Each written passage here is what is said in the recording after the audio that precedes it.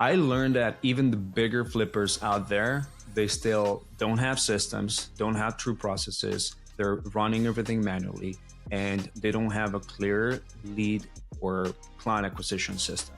They still need marketing. Acquisitions is always going to be a big problem. They always have to get the best bird dog. So talent acquisition is like every single time there's almost always a system or something that is not efficient.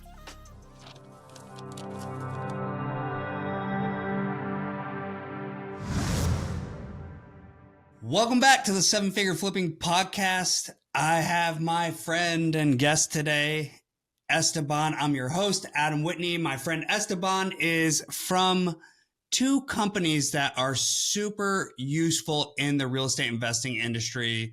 One is called Remote Latinos, which is a virtual assistant company that helps you source offshore talent from South America and Latin type countries. And also an organization called GetSellers.io, which is like a PPL. It's really a media company that helps you to produce leads in your business. They have a lot of different things that they can do for you, but primarily they generate leads for your business across digital platforms, PPC, Meta, you name it, they do it. And they've been doing it for a little while. I just kind of been watching them from the sideline, and I was just excited to bring Esteban to an event with us at Seven Figure Flipping, and then now have him on the podcast. Man, welcome to the show. Man, I appreciate you for having me here. It's an honor. All right, man. So I think, well, first off, like, how did all this come to be? Were you an investor? Are you an investor? Like, how did all this stuff even start? Let's hear a little bit of your backstory. Yeah, absolutely. So I did the entire college university thing where I wanted to work for a big corporation. I did that, and I was able to essentially hit the peak or hit a ceiling real fast, where it's like, I'm gonna be stuck here for 20 years in order to make $300,000 a year, and that's not something I want to go for. I was an engineer at Fiat Chrysler Automotive, the automotive company, designing the pickup truck frames and so on. So I had a lot of like design background, management, product development, all that stuff. And I'm like, I want to just create stuff. I just want to do stuff that are different. And like here, I can't get to like that amount of money. If I have to like literally level up like by years. This is not by skill set necessarily. It's like experience and like hierarchy, all that stuff. So I started diving into real estate while I was living in Detroit, because Detroit has one of the most amount of houses, if you ever gone to Detroit, that really need a lot of love. Like you drive around the city and it's a lot of ugly, burned down, there's fixer uppers, and most of them, they're just going to sit there for a while. But the city started getting a lot of investment done by quicken loans for motor company, and it started to like rise up once again. So I saw that, and I wanted to get into flipping. And so two of my buddies, essentially, that were also working Chrysler, and another one that was a contractor, were like, hey, let's do a flip and let's buy a house, flip it, make some money. It seems like we're going to make about $20,000, $30,000 in our first flip. We'll split it, all of that. That's cool. But we did everything wrong. We didn't read the papers wrong. We bought it from an auction from the land bank. We did like at that time, like we were young, hungry, and didn't know what we were doing. So we bought it on auction, and we just lost like all the money to get that house essentially acquired. And thank God we didn't proceed. That was like my first ever time that I tried doing flipping. And then I was like, you know what? I want to do still real estate. Attended these seminars by, what was it? Those big ones, I forgot the name of the big ones that did 3 days, and they essentially teach you about everything back in the day. Fortune builders. Fortune builders. And then I was like, I want to try wholesaling and reverse wholesaling. What is this? Like, this is really cool. Like, you don't have to essentially put a lot of money for fixing the houses. So as I started doing that, I realized that a lot of these people didn't know about marketing. And what I had done in my pastimes or in my free time was that I dedicated myself to personal development and marketing. So I listened to, the Gary V's, the Grant Cardones, the uh, Started with Why book, the Simon Sinek, the Frank Kern of marketing for marketing geniuses.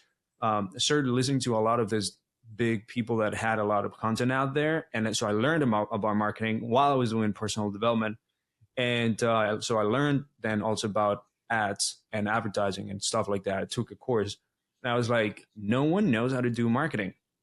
It's like one of the it's like one of the most important like parts of that business, and literally everyone depends on another company, or everyone depends on doing something that you know that is not as efficient, which was like, oh, go and do and door knock, go and do cold calling, maybe hire one person from the Philippines, whatever.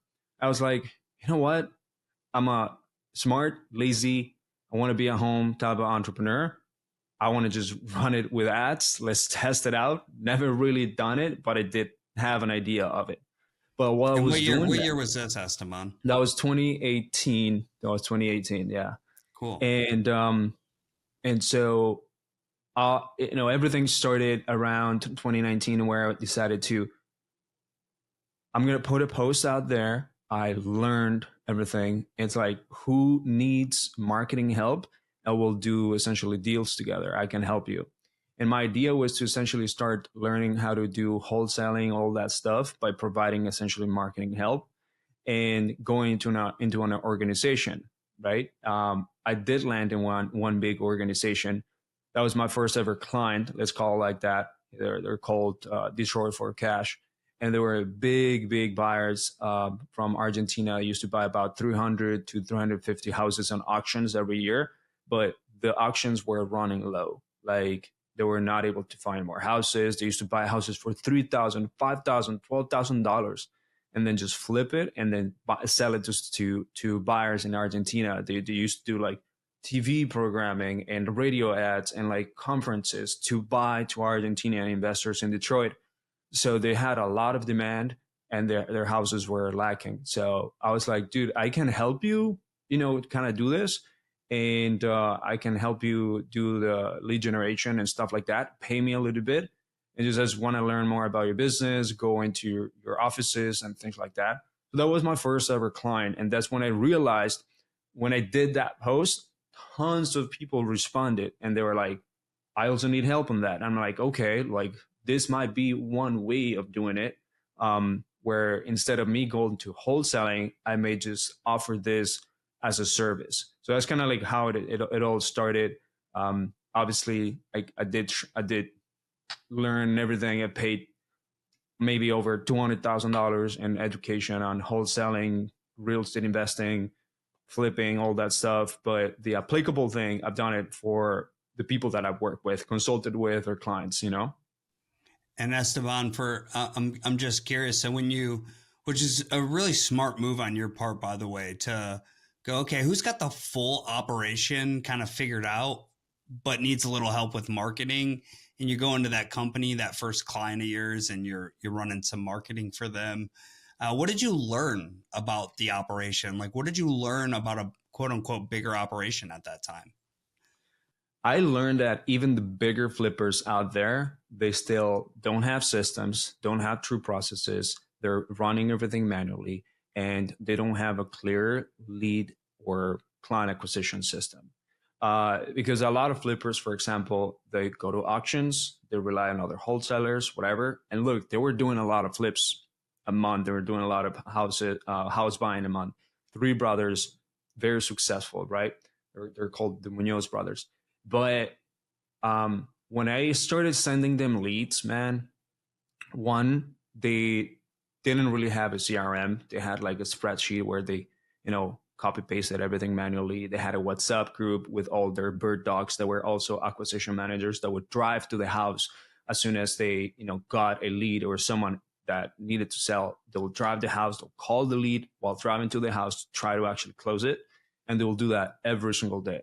It was a very interesting operations. They had like maybe about 7 to 12 people on the road, right? And they were driving around Detroit. So when I started sending them leads, they were like manually doing stuff. They'd be like, "Oh yeah, so how are you like dealing with those leads? Like, I'm just curious." Start by being curious. Literally, it's just I'm copy pasting the notifications you're sending me on text messages by Zapier, and I'm gonna paste it to these people that are in WhatsApp, so they go and lock it up. Like, and I was like, really? That's what you're doing? And then in my digging, I'm like, how can I help them better? It's like, have you guys ever used the CRM? It's like, no, I don't. I'm not like the biggest technology person. I'm like, I mean, but that's just gonna help you, get even more deals. They got 24 deals out of $9,000 in ad spend back in 2019.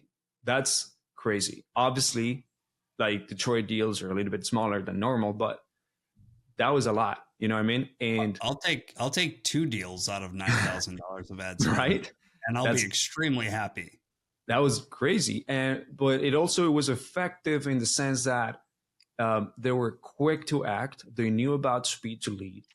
Now they didn't have the best systems to manage leads and properly like keep track of them and CRM, like following up and stuff like that with SMS and emails. But they did know that they needed to act quickly and like call them right away while they're driving to the house to be able to essentially um, just lock it up because they recently have come in.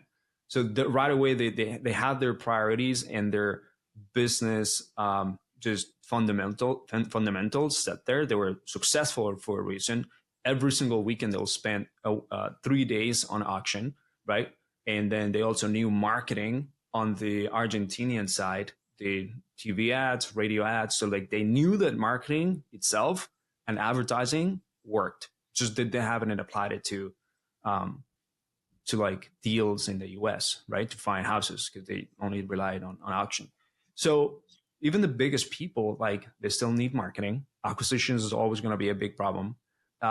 They always have to get the best bird dog. So talent acquisition is what's was the thing for them. They needed to get acquisition people, and they systems. It's like every single time there's almost always a system or something that is not efficient. Yeah, I think that's sometimes when you meet your heroes, you're disappointed in certain things. And that's like one of those things because a lot of people listen to this, they'll see, the Andy McFarlanes, the Bill Allens, all the people who've been doing this for a long time and they're doing big numbers. And then they find out that they're like, it's not actually as sophisticated. And sometimes that could be a good thing. Simplicity does scale like complexity does not. So sometimes simplicity really can be scalable, but there's probably a limit to it, right? And sometimes there's just like simple, basic, fundamental things. Hey, look, CRMs were not maybe the most, there were probably plenty of people doing deals without CRMs in 2019, 20 time, because it wasn't as crowded in terms of lead gen at that time. So it's Yeah. just a little different, especially in Detroit, man, because that was like right when it was coming back. That was right when it was on the come up, like you said, where Dan Gilbert came in and a lot of people, the Illich family, a lot of these people came in and brought a bunch of stuff to Detroit and attracted a lot of people, clean that place up. Looks great today if you go down there. Oh, yeah. Yeah, so that makes perfect sense. It was like shooting fish in the barrel for them. They didn't really need to have too many systems. But that influences obviously as you develop and you're looking at this, you become kind of obsessed with this front end problem set of like, okay, lead gen, cool. You get really good because you're an engineer, you love marketing, you're like dialing it in and tweaking it. And then you start generating leads for people and you go, well, I'm only successful if they're successful. So I can generate all the leads for them I want, but if they don't have systems, if they don't have a CRM, if they don't have a follow-up process, people, the right training, they don't have people who can close, it kind of looks bad on me because now they're going, well, hey, I didn't close any deals from that lead generation service. But in reality, the truth is maybe they didn't get to the leads fast enough. Maybe they were only looking for laydowns. Maybe they had no follow up, no nurture, all these different things. And that's the big conundrum for anybody who's doing lead generation. Is there's the lead generator. It's actually not the most complicated thing in the world to do, is to generate leads. You put money in, you basically get leads out. The hard part is like getting people to do the right things with the lead and take care of them, because in this business, leads are the oxygen of your business. And without them, you strangle, you have no air, you die. So Oh yeah. what did you do? How did that influence what you did over the next 3 or 4 years as a marketer and, starting to learn how to get VAs and stuff like that for other people? How did that influence how you set things up and what service you provide for people going forward? Yeah. It actually influenced me in a good way because almost every client, I got very lucky at the beginning from the first client that I got. Almost every first client that I got was already a big player. Like they were already doing like a lot of money per month. There was one group in Washington that they were doing about $400,000 a month. They were partners, but they split up later. And I got to essentially see what a good operations or optimized, refined processes look like. And then when I started getting like, with majority of the wholesalers are, I want to say 95% or more, that they were not at that level, that still needed my help. I was like, they have a constraint, they have a bottleneck because they don't have this. So I started reverse engineering every single aspect, from lead gen, lead nurture, lead conversion, their own fulfillment on those leads, and closing, and then scaling, right? And because I started reverse engineering, I became more of a problem finder, problem solver on our clients' operations. And as I documented all of that and I thought through things, I was like, okay, now we're gonna add, for every client that doesn't have a CRM, which, surprise, almost every single client didn't know how to use their CRM. So I'm going to add Go High Level. So it's a Y level version. They use a sub account, free, boom.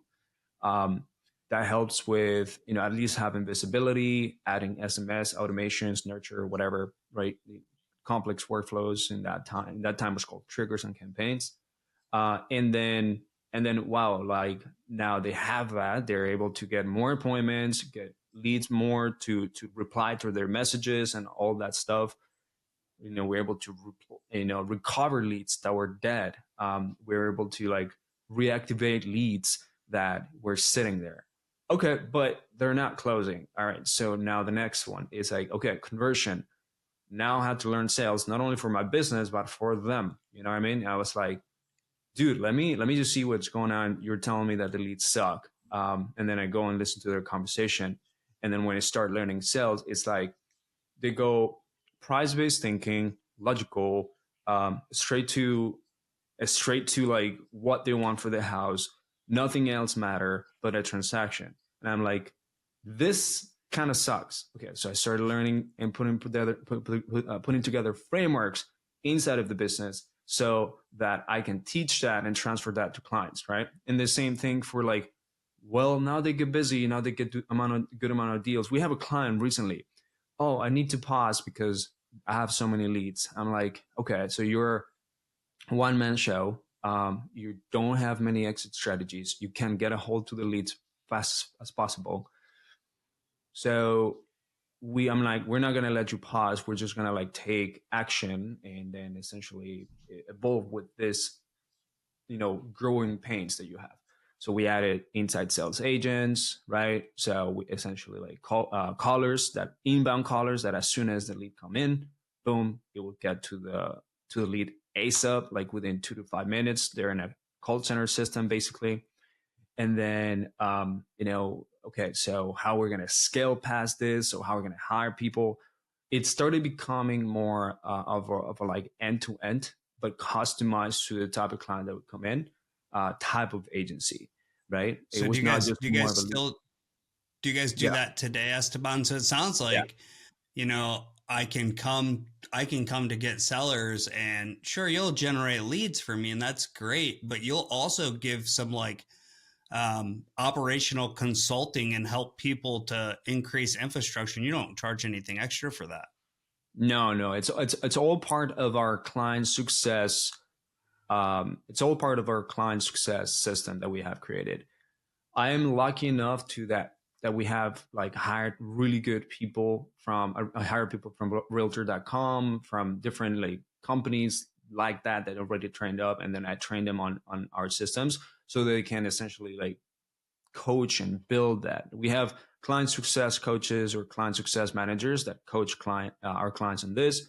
We have backend systems people that build out technology and systems for them. We also have a client success leader that essentially helps them on higher level coaching, or high level, all these things operations wise. Obviously, like for the people that do really need it, right? Some people they only need leads because they have everything set up. They're already doing like a couple of mail a year, or like, they're pretty set up. That's okay. We only do the lead gen. But yeah, we do that. And like, it's very like majority of agencies, they have a 3 month retention or 2 to 3 months retention period. So their churn is really high, and the retention is very low. Okay. And Can let me just for the audience listening real quick.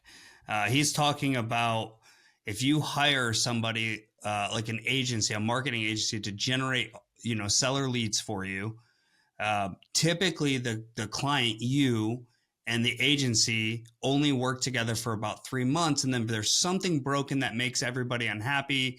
And then it's called churn. So he said, they typically will have churn within 3 months. It means they only work together for 3 months, and then they kind of churn out from that relationship. And then the other thing you'd mentioned, I think, was it retention? yeah, Yeah, like yeah, so like how long, basically what you're alluding to is how long does the client and the agency work together to generate seller leads, right? And it's only as long as you're useful to them. But if they're having success, the more success they have, the more likely they are to work with the agency for a longer period of time. yeah. So I see where you're going. I didn't want to interrupt, but I wanted to make sure everybody understood that. 100%. And majority of actually people leave and stop doing the lead gen because one, the lack sales systems, follow up systems, good infrastructure. They lack the offers that you can provide to sellers that come from online marketing, and their mindset also sucks. So they're not patient. They want to solve things quickly rather than like knowing that it takes time, or like they want the marketing to get deals right away. They judge the leads, they blame the leads. Like there's 4 categories that we see that clients land on, so that we tackle those categories, and we do essentially we have this thing in the company. When you come in and you have a welcome and onboarding setup and onboarding process, you gotta be at the happiest level there, but you will also have to put the expectations very solid, right, from the very beginning. And like based on the client, you gotta be able to find what is it that most likely they will fail on, because there's different situations, different scenarios that they could potentially fail based on the type of client that we have. And we like try to drill it very proactively to that specific client, and then also build a kind of like a roadmap. Okay, so now this client, every check-in is going to need help on his sales framework, right? And then he's going to be needing reminder, or it's going to be needing an inspection on the call, and then giving him some more of a mindset coaching because maybe his mindset needs a lot of help, right? And then maybe this client essentially like loves to be part of something, a community. Okay, maybe this client at some point will appreciate that another client talks to him, and then ultimately like helps them, or part of the community kind of helps that client essentially like do a deals, or another client essentially give him like a 15-minute 30-minute call to reassure him like how things are going to go. Or even even me, I can just jump into like sometimes into a call, and then anyways, so we create this activation points roadmap so that clients can essentially solve these things, and proactively we tackle them so that they stay for longer. So whenever they feel great, they can also feel greater. And whenever they feel bad, we know exactly why, but we already have tackled a lot of the things prior to it. So our clients end up staying for we have a retention of about 8 months, even That's though a great. lot of clients, yeah, a lot of clients are years for sure. But I'm also counting the clients that are not so great, Yeah. you know, Right. and retention is normally within the 92% or 93%, trying to stable it at 90%. Uh, that's like essentially the retention that we have. Yeah, that Esteban, that's phenomenal. And I think your mindset and your approach is so good around this because as somebody who's providing a service to investors, like what you realize is that you're only gonna win no matter how good you are at the thing you're providing. You only win if your client wins because if your client doesn't win, they won't stay and they don't if they don't feel like they're having success or if they don't have the success. Like first off, if expectations aren't appropriate, that's where we all lose.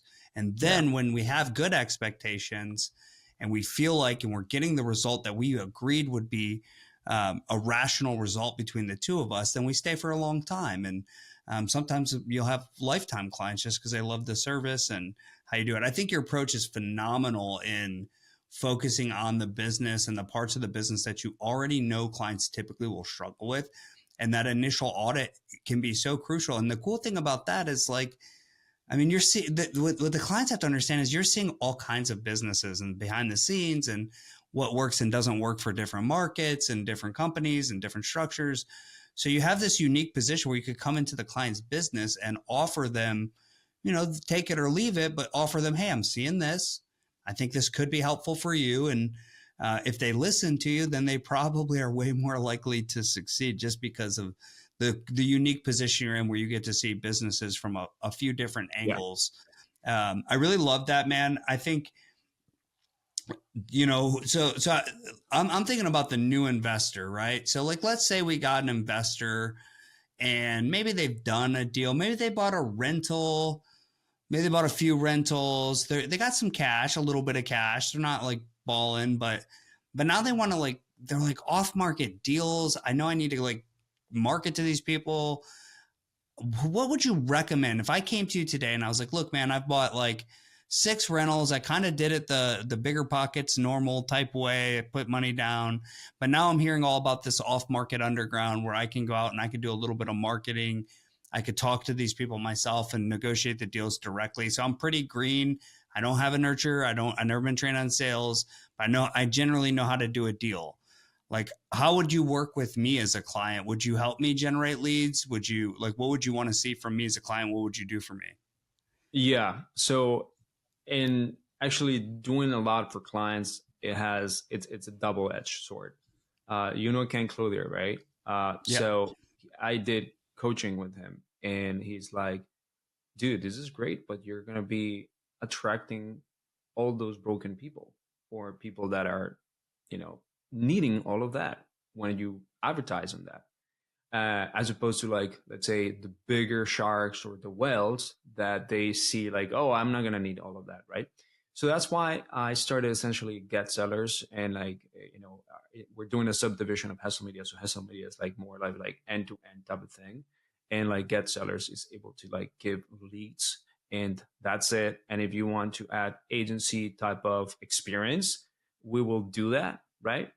You just have to be spending a certain amount of time, a certain amount of ads, of lead ad spend, basically, with us in order to give you that type of experience. But I would 100% tell someone that is new, okay, one, you would need 100% a roadmap, like a blueprint, like a game plan, like you guys, for example, seven figure flipping.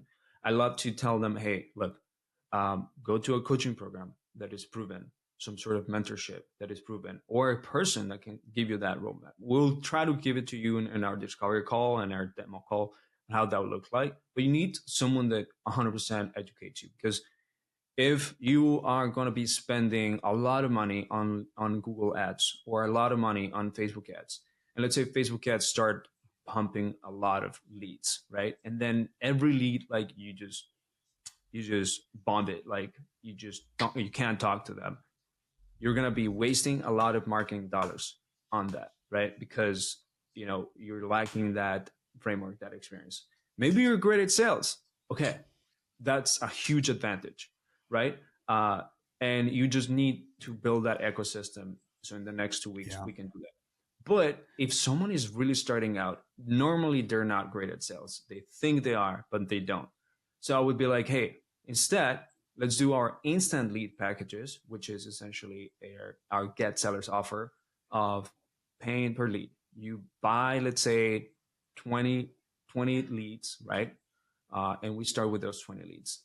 Every single lead, you can, when you get them, you're going to essentially practice and get all the frameworks done that you get from the coaching program or from whatever it is that you're doing, and then take it as a practice. You can ask for credit refunds if credit on the leads if it's a bad lead, and that's a good thing for you. But obviously, we will be evaluating the lead and the conversation to see, I mean, how much of this is and what else we can actually help you.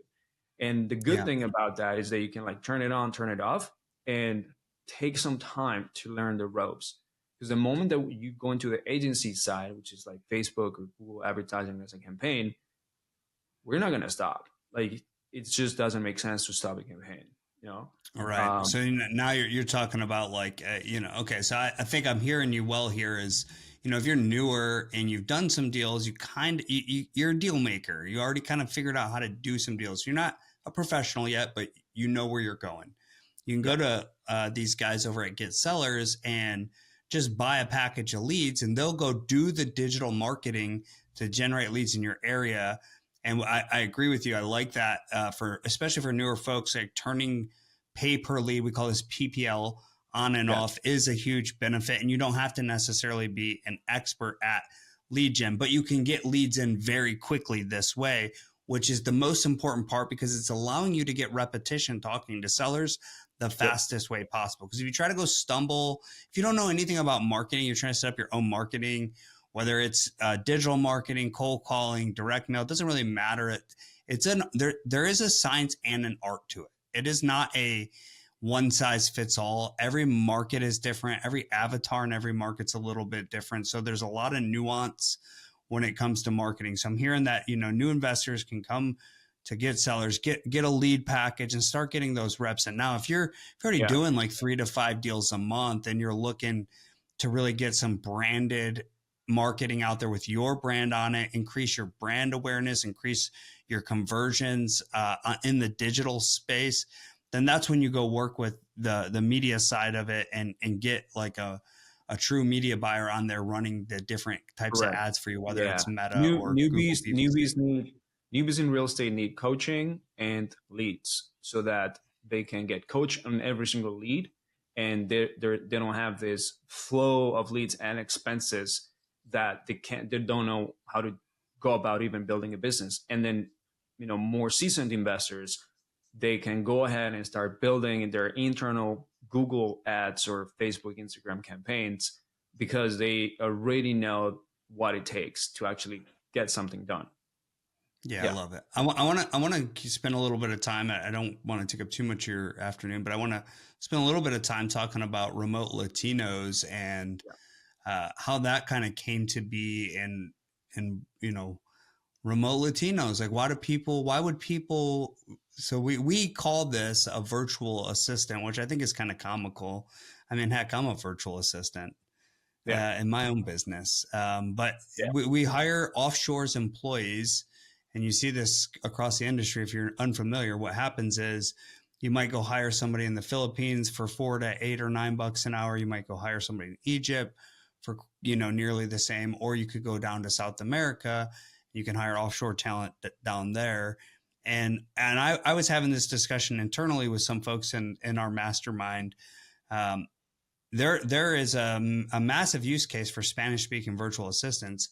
If you're in a Texas, for sure, like if you're in the South or the Southeast, like you need Spanish speaking people. And I think that's a really great geographical location for remote Latinos because it's such a critical component of business in the South. And maybe Filipino VAs calling don't perform as well because they think it's a call center and they're hanging up on them. But yeah, I Yeah. would love to kind of just hear about remote Latinos, how you work with people there, and why it is a great opportunity for businesses today. Yeah. I started Remote Latinos because a lot of people would talk crap about just virtual assistants as a whole. Like they would think that they're the bottom barrel of the thing, and they would just think that a virtual assistant was is more like a service, like this robot, this person that has no soul. And I'm like, well, you know what? Then does that make my mom that she works remotely, or that she works in Colombia and she can do labs around any American that is just entitled?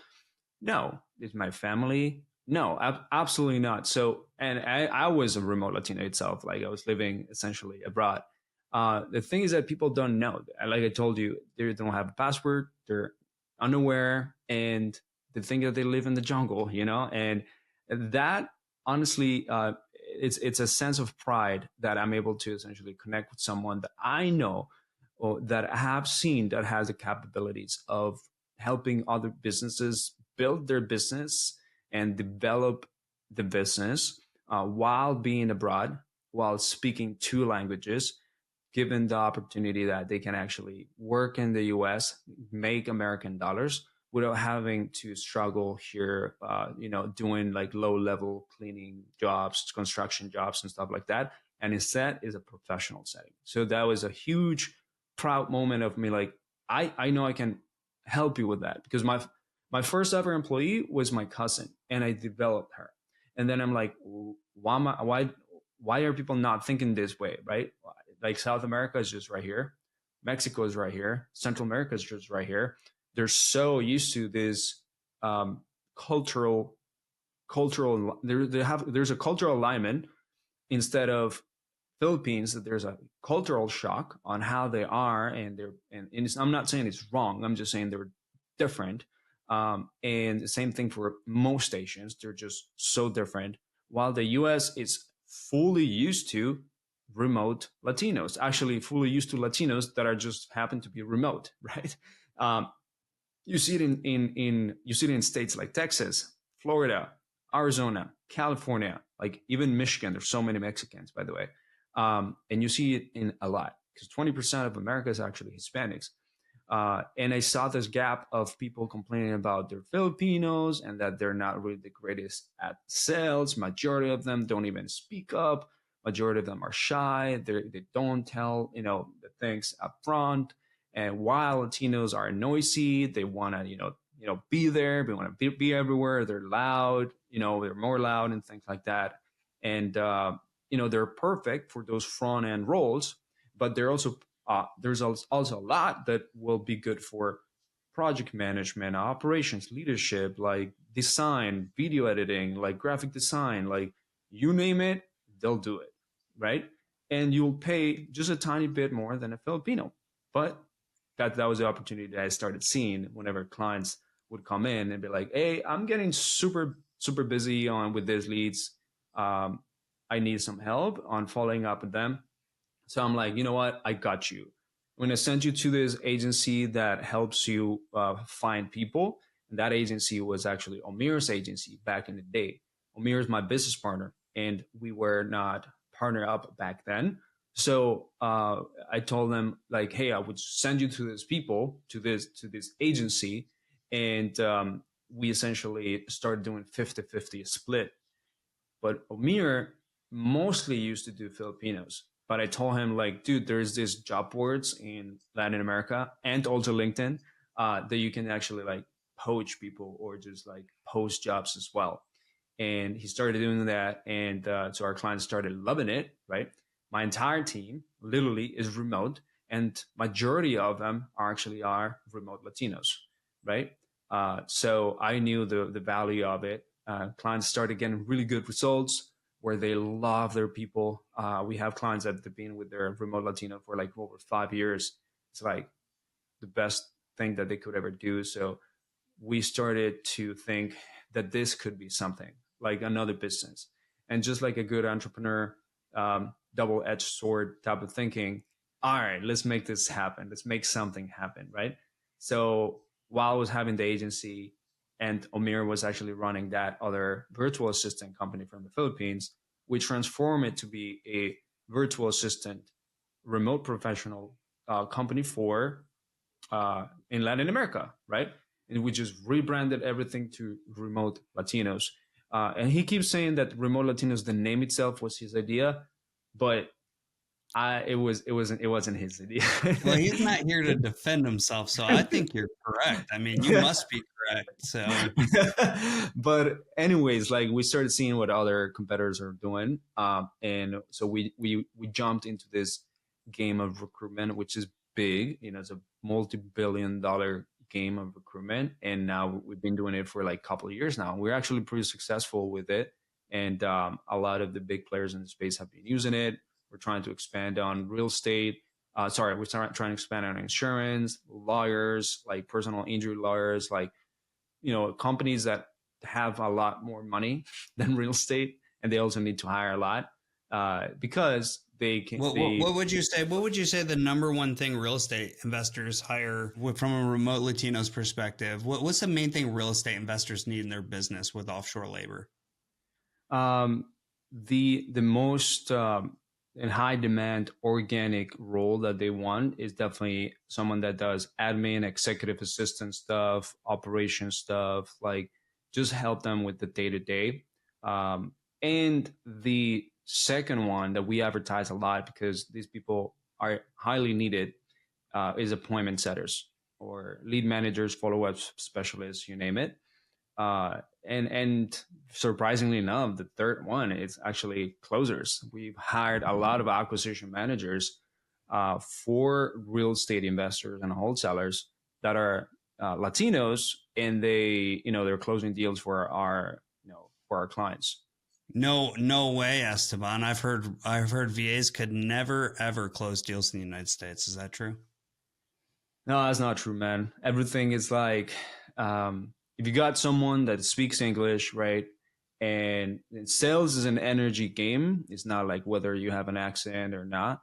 Like if you are able to master the skill sets that sales are required, and then you're able to transfer that, that energy that is required to have someone to trust you and then get persuaded to work with you as opposed to the competitor.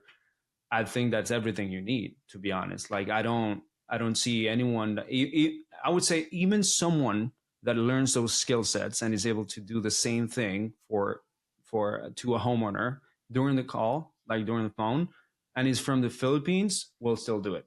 Obviously, like the more there's more of you can find more of those people where there's like English is a language where they speak it a lot, and that the culture allows it for being salespeople, right? Like you see Latinos essentially, you go to Latin America and they're trying to sell you for everything, and everything has an upsell, and everything's marked up, right? Everything is a downsell, right? Like everything is negotiation. And I don't know if you experience that, but I experience it. I am like that as well, and that's why it makes it great. It makes it perfect for a Latino to also have close deals. I think that's amazing, man. Yeah, and I think there's value. The funny thing is we do have a virtual assistant overseas in Egypt who has closed over $1 million for us this year. So people are like, "Oh no, virtual assistant can't close." I'm like, dude, my guy's Egyptians are closed great over. too. Yeah, I got one guy who closed over $1 million. His name's Alex. He's in Egypt and he did a great job. So and I mean, like, think about this, dude. Like, I'm a dude sitting here in the United States. There's a dude sitting in Mexico or Brazil or Honduras, like no different than me, speaks English too, yeah. maybe even better, and has the same access to education and training that I can get. That's right. And we're all over the phone. So how is it possible that it could even be that somebody couldn't do it? Like, if you really think about it, it's not the end of the world. So, okay. Yeah, that's cool. I think if you guys, like, a lot of investors, I know a lot of people feel like overwhelmed. They have a lot going on and they just, it's like so heavy for them. They're like, they really need to focus on the main thing, which is generating revenue in their business. And that's going to come on talking to sellers and leads and negotiating and closing deals. My opinion is probably the first people new investors do need to hire is somebody who can handle a lot of the admin and middle stuff so that they can continue to generate and close deals on the front end, because that's the big money maker. I tell people all the time, your first goal is not to set up a website. It's not to do anything other than go produce $250,000 in revenue. Like that is your only mission. And like we just do the 3 things it takes to do that. And then let's talk about building the business. Yes. Cause you need to be resourced, right? You can't be resource poor and build a real business. So, hey, great conversation, Esteban, man. I'm so grateful for you coming on today. It was so cool to get to spend time with you and your team, and you guys gave such a killer presentation. I was cracking up the whole time, but it was great. It was engaging. It was informative. And I think that's just the care that you guys put into the stuff that you do. And I really do appreciate that about you. If people want to look at some lead gen or get some offshore labor, where would you tell people to go to connect with you and your team? Yeah. If they want offshore labor, you can just go to remotelatinos.com. We have a marketplace, and we also have you can talk with our advisors to see if maybe we can just do the talent hunting for you. And send us an Instagram as well, an Instagram message to me and the 2 founders at Estanik and Omir Block. We'll be more than happy to answer any questions that you guys have if you guys listen to this podcast, and give you some help. And in terms of the lead gen, just go to getsellers.io and you'll be able to find leads, per lead. Yeah, I love that, man. I love that. Getsellers.io, just remotelatinos.com. Hey, thanks so much for your time, brother. It was such a pleasure to have you at the event. Such a pleasure to talk to you today. Yeah, same here, man. Thank you so much. It's been a long time that I wanted to do this with you guys. So thank God. Super cool, man. Super cool. All right, brother. Have a good one. And for the listeners, thanks so much for tuning in. If you liked it, make sure you share it with a friend, subscribe, leave me a 5-star review. If it's only going to be 4 stars, just save it for an email later. Don't leave it. Just kidding. Have a good one. I'll see you on the next one. All right. I'll see you.